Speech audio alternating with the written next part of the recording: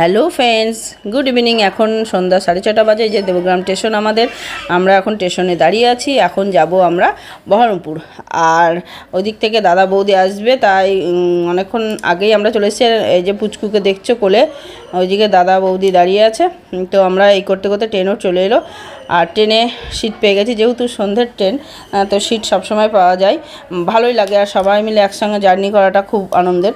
আর এই যে পুচকু, আমাদের পুচকুর প্রথম ট্রেন জার্নি, তো ও খুব মজা পাচ্ছে, ওর সাথে আমরাও ওকে নিয়ে খুব মজা করছি।